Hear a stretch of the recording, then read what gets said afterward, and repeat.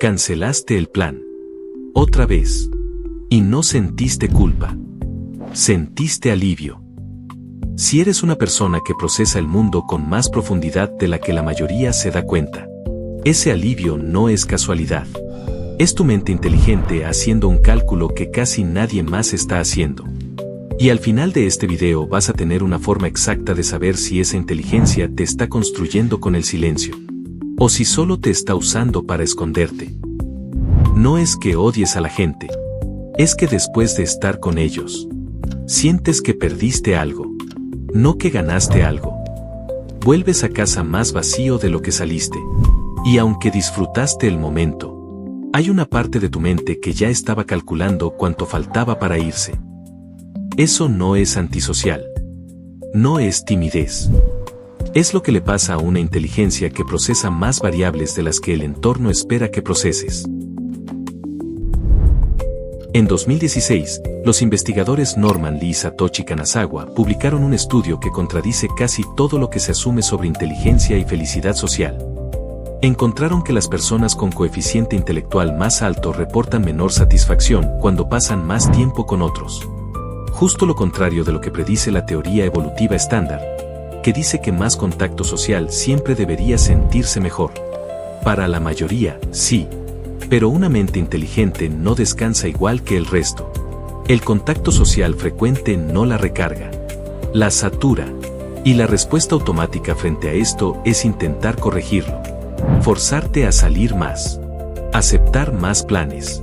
Convencerte de que si lo intentas lo suficiente, tu inteligencia por fin va a disfrutar la interacción como todos dicen que debería.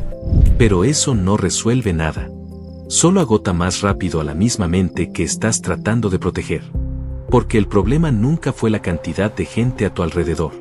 El problema es cuánta energía le cuesta a una inteligencia como la tuya procesar cada interacción, cada matiz, cada segunda intención. No estás mal diseñado. Estás mal calibrado para un entorno que asume que toda mente necesita la misma dosis de compañía. Si esto te está sonando más a ti de lo que esperabas, quédate, porque lo que viene es la parte que casi nadie te explica sobre lo que tu inteligencia realmente necesita del silencio. Ludwig Wittgenstein, uno de los filósofos más influyentes del siglo XX, se retiró a una cabaña aislada en Noruega. Sin colegas. Sin Cambridge. Sin nadie pidiéndole que se explicara. No estaba huyendo de la filosofía. Estaba huyendo del ruido que le impedía pensarla con la profundidad que su inteligencia exigía. Nikola Tesla construía inventos completos dentro de su cabeza, antes de tocar una sola herramienta. Su rutina, deliberadamente solitaria, no era un efecto secundario de su genialidad. Era la condición que la hacía posible. Pero aquí está lo que la mayoría se salta. No toda soledad es la misma. Hay una diferencia entre la soledad que construye y la soledad que evita.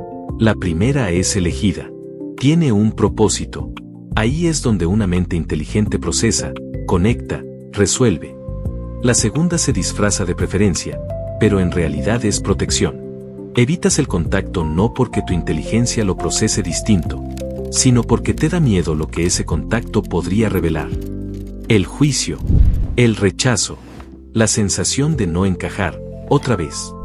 Desde afuera, las dos se ven idénticas. Alguien inteligente, solo, en silencio, ocupado en lo suyo. Pero una está sosteniendo algo. La otra lleva tiempo escondiéndose de algo. Entonces, ¿cómo sabes cuál de las dos es la tuya?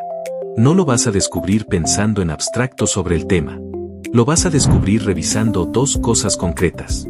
Primero, piensa en la última vez que elegiste estar solo. ¿Qué hiciste con ese tiempo? Ahora hazlo literal. Escribe una sola frase que resuma qué produjo tu mente en esa soledad. Si la frase te sale fácil, esa soledad te estaba construyendo. Si no puedes escribir nada porque no hiciste nada con ese tiempo, esa soledad te estaba protegiendo de algo, no dándote algo. ¿Y sabes cuál es la señal que casi nadie revisa? Lo que sientes cuando alguien te interrumpe esa soledad. Segundo, la próxima vez que aceptes un plan, no midas cómo te sientes mientras estás ahí. Mide cómo te sientes 2 horas después de que terminó. Dite esto en silencio, apenas te des cuenta. ¿Esto me dejó algo, o solo me dejó cansado? Si te sientes drenado pero satisfecho, tu inteligencia eligió bien. Si lo único que sientes es alivio de que ya terminó, esa interacción no era para ti, y está bien reconocerlo sin culpa. No necesitas menos gente en tu vida. Necesitas entender algo que nadie te explicó sobre tu propia mente. No eres más inteligente por lo que sabes. Eres más inteligente por cuanto necesitas procesar antes de poder volver a funcionar. Esa es la diferencia real. Tu soledad no es una fuga social. Es el tiempo que tu inteligencia necesita para digerir todo lo que el mundo le exige interpretar. Y ahora que sabes distinguir cuando ese silencio te construye y cuando solo te esconde, la pregunta ya no es si prefieres estar solo. Es qué vas a hacer con ese silencio a partir de hoy. Tengo curiosidad.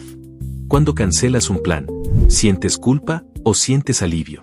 Te leo en los comentarios. Y la respuesta tal vez sea solo una señal de que eres una persona realmente inteligente. Aquí puedes ver lo que nadie ve. Miro. Nos vemos en el siguiente.